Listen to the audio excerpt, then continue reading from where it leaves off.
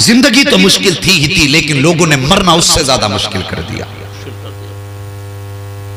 मरना उससे ज्यादा मुश्किल है।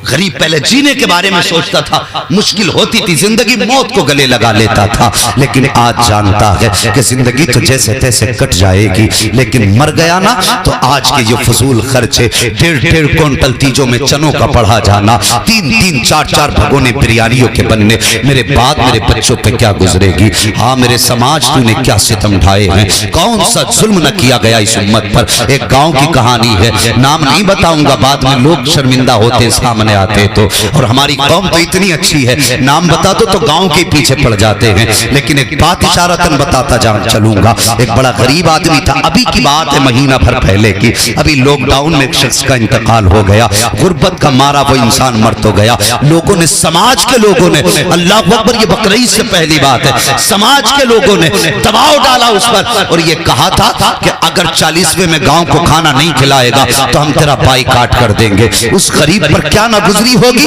आज के समाज 40वें के खाने के लिए अपने भाई का बाइकाट करने के लिए तैयार है। और जरा सोचो तो सही, जो दुनिया से गया है वो किस हाल में गया है। उस गरीब ने 40वें का खिलाने से इनकार कर दिया तो ईद के दिन कोई कलमा पढ़ने वाला उसके घर फातिहा तक में नहीं गया था। ये हमारे हालात हैं, हम खाने के लिए इतने बड़े दिल दादा हो गए हैं, हमें तो मुस्तफा की इज्जत का भी लिहाज नहीं रहा है, आका के वकार का भी हमें ख्याल नहीं रहा है। ओ यार कुछ तो हया किया करो। गरीबों का माल नोच के खाने के लिए नहीं होता है, गरीबों का माल लूट के खाने के लिए नहीं होता है। मैं पूछना चाहता हूँ, अगर किसी बंदे ने 40वें में दावत करके ना खिलाया तो मुझे बता क्या तू फाके से मर जाएगा, या तेरे घर के अंदर तेरे बच्चे भूखे मर जाएंगे। क्यों इतना जुल्म उम्मत पे कर रहे हो। 40वें का खाना पहली बात दावत के साथ जायज नहीं है। दूसरी बात, अगर कोई खिला रहा है तो अपनी हैसियत से खिलाएगा, जो उसके बस की बात होगी वो खिलाएगा। हम दबाव बना करके 40वें के खाने करते हैं।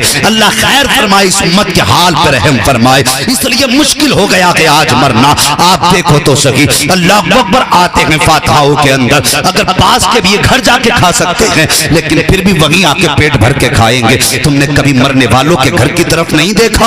आज मैं अपने समाज के लोगों से एक बात कहना चाहता हूँ, इधर जनाजे की खबर नहीं आती है, अभी पता होता है कि हॉस्पिटल में दम तोड़ दिया है, कब निकलेगी एम्बुलेंस, फला टाइम पे निकलेगी गाड़ी लेकर के, अभी वो वहां से चला नहीं है। इधर 4 लोग सर जोड़ के बैठ जाते हैं, कहते हैं कि कितनी बिरयानी बनेगी, गोश्त बनेगा कि बिरयानी बनेगी, कौरमा बनेगा कि उड़द चावल बनेंगे। ऐसा लग रहा है कि मैयत नहीं हुई है, यहाँ पे वलीमा हो रहा है। कौन कौन से हिसाब नहीं लगाए जाते हैं। तो यार तूने खाने का हिसाब जोड़ लिया, क्या तूने देखा कि जिसके घर से जनाजा उठ रहा है, पता तो सही ये कितने दिन से अस्पताल में था, कितना पैसा।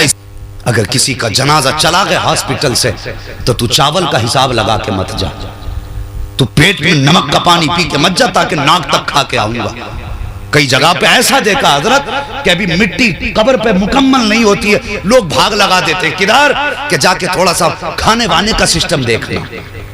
ऐसा लगता असल खाना था, मैयत को तो फ्री में दफनाने आए थे। इतनी फिक्रे हो गई खाने की। सोचो हमारी कौम के अंदर क्या नहीं है।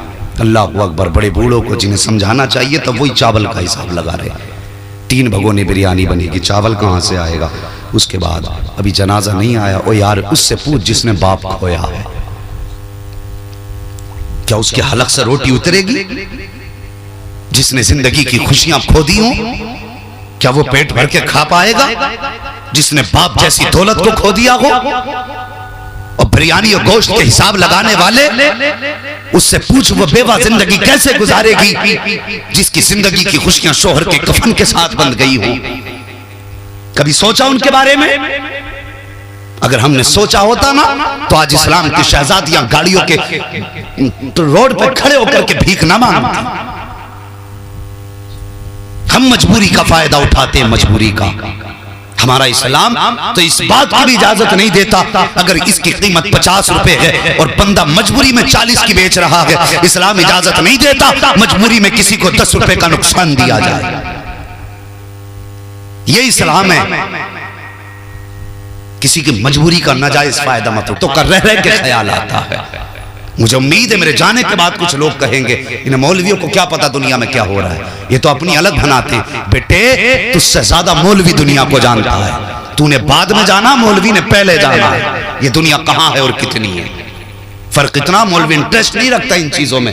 वरना मुझे बताइए क्या इनका मन नहीं है, ये कोट पैंट नहीं पहन सकते, ये मांग निकाल के चौराहों पे घूमने के इनके लिए कोई पैर काट देगा? ये दुनिया के लोगों में से नहीं है क्या? किसी ने मजबूरी में इनसे दाढ़ी रखाई है? नहीं, ये हुजूर ने के लिबास पहनाया है। हम जानते हैं दुनिया कितने दिन की है, हमें पता है दुनिया की औकात क्या है। वो खुदारा जबान को लगाम लगाना, उलमा का एहतराम करना। आज हमारे समाज के हालात देखो। मैंने कहा था एक हंगामा महशर हो तो भूलूं उसको, सैकड़ों बातों का रह रह के ख्याल आता है। मेरी तकरीर तबे यार को बेचैन करती है, सबब क्या है वही कहता हूँ जो दिल पर गुजरती है। हाँ साकिब मेरे पास फोन आते हैं, लोग अपना दर्द दिल बयान करते हैं तो रोना आता है, फिर वही बात अपने समाज में रखता हूँ ताकि अल्लाह इस बीमारी को कुछ तो दूर फरमा दे हमारे बीच से। ये सोच के दर्द दिल आपके बीच में रखता हूँ। कितनी जगहों पर ऐसा हुआ है कि बच्चों के लिए कफन खरीदना मुश्किल होता है, इसलिए कि उनके सारा पैसा इलाज में लगा देते हैं, जायदाद बेच के इलाज में लगा दी, फिर भी 1,50,000 का कर्ज सर पे हो गया है। इस सब के बावजूद भी कफन खरीदना मुश्किल है। उसके बावजूद लोग आते हैं और आकर के कहते हैं साहब इतना बिरयानी के जरिए, अब भी तू कहता है इसमें इतना गोश्त होना चाहिए, इतने मसाले होने चाहिए, और यार इस पेट का भरना क्या है? पहले के लोग सूखी रोटी से भर लेते थे, आज तुझे मैयत की रोटी में चटाखे सूझ रहे हैं, उसमें भी तुझे जायका चाहिए। और उससे पूछ जो घर में सफेद दुपट्टा ओढ़ के बैठ गई है, उसके दिल पे आज के बाद क्या गुजरेगी? उसके घर के कोने में जाके देख, किसी कोने में बैठ करके बेटी आंसू बहा रही होगी, उस बेटी से पूछ उसके दिल पे क्या गुजरी है जिसने बाप खो दिया है। उस बेटे से पूछ उसके दिल पे क्या गुजर रही है जिसकी हजरत के बाप के जनाजे के साथ उठ जाएगी। और हमें हुआ पे लगा है। और कितने लोग तो ऐसे हैं, अल्लाह माफ फरमाए, आज डॉक्टर नहीं रह गए हैं, ये भी जल्लाद हैं, कोई कसर नहीं छोड़ रहे हैं लोगों को लूटने में। पहले डॉक्टरों को लोग मसीहा समझते थे, लेकिन आज डॉक्टरों के पास जाने से डर लगता है, इसलिए कि ये इतनी हरामखोर कौम हो चुकी है कि ये बिला वजह के लोगों को ठगने के लिए मरने के बाद ऑक्सीजन दे करके 3-3 दिन हॉस्पिटल में रख के लोगों का पैसा लूटा करते हैं। और हया कर, एक दिन तुझे भी मौत आनी है, एक दिन तुझे भी कब्र में जाना है। और तुझे क्या पता है जिसका बाप ऑक्सीजन के लिए लेटा हुआ है, तुझे पता इसके पीछे कितने बच्चे हैं, अपने पीछे ये किसको छोड़ के आया है, इसका घर का खर्च कैसे चल रहा है। अल्लाह पर लूट खसोट मची है, कहीं इंसानियत का नामो निशान नहीं है। मैं कहता हूँ अगर आज भी भलाई चाहते हो तो आओ मुस्तफा का दामन थाम लो और इतना कह दो मैं मुजरिम हुआ था, मुझे साथ ले लो कि रास्ते में गंजा बचाता आने वाले। अगर इतना कह दोगे तो खुदा की कसम तुम्हें किसी के आगे हाथ जोड़ने की जरूरत नहीं है। अगर मुस्तफा राजी हो गए तो समझो खुदा राजी हो जाए। नारे तकबीर, नारे रिसालत, नारे रिसालत, मसलके आला हजरत फैजान औलिया किराम हजरत अल्लामा मोहम्मद रजा साहिब क़िबला, नारे तकबीर, सुभान अल्लाह सुभान अल्लाह। लेकिन सबकी बात नहीं, कुछ ऐसे भी डॉक्टर्स हैं जो सिर्फ नबी की मोहब्बत में इलाज कर रहे हैं। जी बहुत बात। अगर आप मुझसे पूछेंगे मैं उनके नाम भी बताऊंगा, उनके पते भी बताऊंगा। और छोटे मोटे डॉक्टर नहीं है, सड़क छाप झोला छाप नहीं है, बड़े बड़े MBBS डॉक्टर हुजूर की उम्मत का मुफ्त इलाज कर रहे हैं। और मुझे बता, जिसने किसी नबी के उम्मती को गरीब समझ के फ्री दवा दी होगी, जब मर के कब्र में आएगा फरिश्ते हिसाब और सवाल के लिए आएंगे, फरिश्ते बाद में आएंगे, मदीने वाला मुस्तफा पहले आ जाएगा। सुभान अल्लाह सुभान अल्लाह। हाँ वो यार जमीन के ऊपर अच्छे काम कर जाओ, अल्लाह के बंदो अच्छे काम कर जाओ। कितने लोगों की जमीनें बिक गई, लेकिन फिर भी वो बचा ना पाए अपने इंसानों को। कई डॉक्टरों की ये रिपोर्टें हैं, बंदा गिरा, चोट लगी तो 3-3 दिन बेहोशी का इंजेक्शन देके ऑक्सीजन में रख रहे हैं, लूट के खा गए गरीब को। और चोट कुछ नहीं है, नशे का इंजेक्शन चल रहा डायरेक्ट, ताकि आंख खोल के अपना हाल ना बता दे।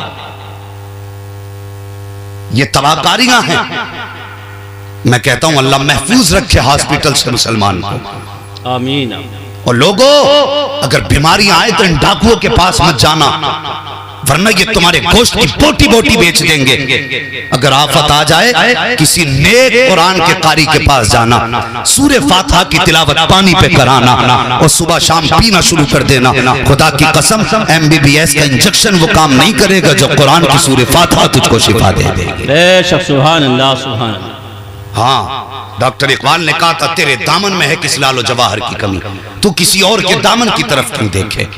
अगर हाँ कोई दीनदार डॉक्टर है तो जाइए उसके पास, वरना जिंदगी की हवी से लेकर लुटने मत जाना।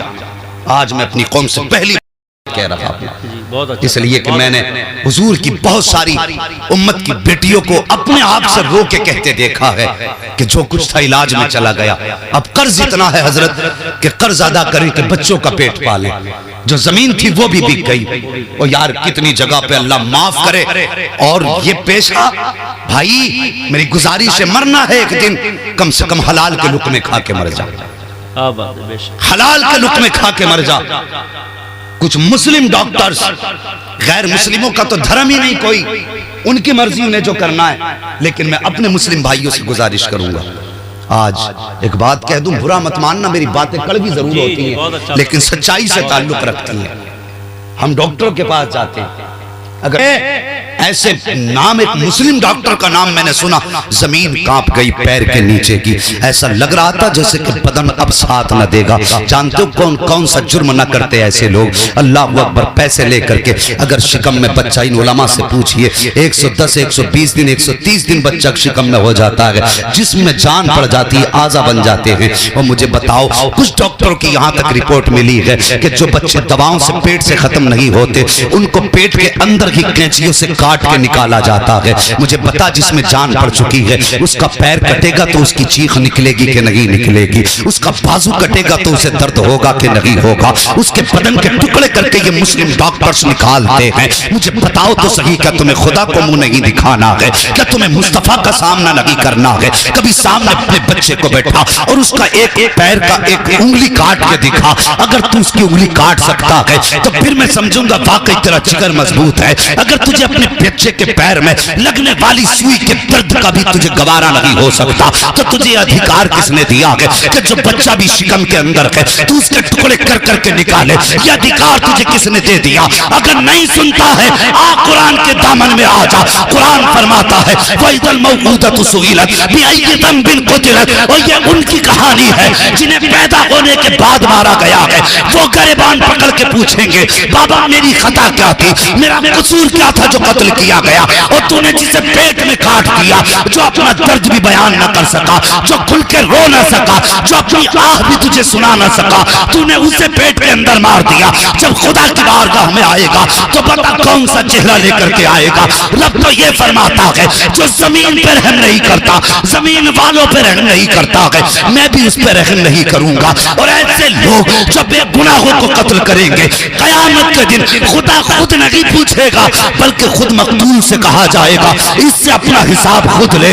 अल्लाह अकबर। जिससे रब ने रहमत फेर ले, उसे बचाने के लिए कौन आएगा? उसे बख्शने के लिए कौन आएगा? मैं जानता हूँ साहिब, ये वजीफे अपनी जगह है, मैं जानता हूँ साहिब, ये दीजे अपनी जगह है, मुझे पता है शफाअत मुस्तफा अपनी जगह है। लेकिन सुन, अगर उनकी उम्मत को तुमने दुनिया में आने से पहले काटा तो ये याद रखना, तुझे तीजे नहीं बख्शवाएंगे, 40वें नहीं बख्शवाएंगे, 1000 बरसियां नहीं बख्शवाएंगी। अगर चाहता है मुस्तफा की रजा चाहना तो किसी की जान न ले। अगर जान जा रही है, आगे बढ़ जा, अपनी जान बचाने में लगा दे। अगर ये बच गया, यकीन जान कोई राजी हो न हो, मदीने वाला मुस्तफा राजी हो जाए। क्या बात है, सुभान अल्लाह, सुभान अल्लाह, बहुत अच्छा, सुभान अल्लाह, सुभान अल्लाह। तो हया करो, कौन सा सितम नहीं हो रहा हमारे बीच में, फिर कहते हैं बारिश नहीं हो रही,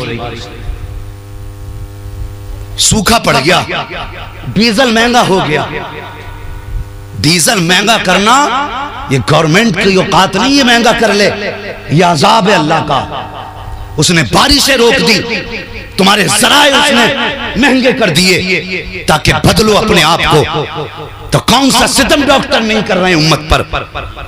और भाई पेट अपनी जगह है, अगर कच्ची छत में भी जिंदगी गुजार लेगा तो कोई तुझ पे आकर के पहाड़ नहीं गिरेंगे, मगर कम से कम हलाल की रोजी हासिल करो, हलाल की रोजी हासिल करो।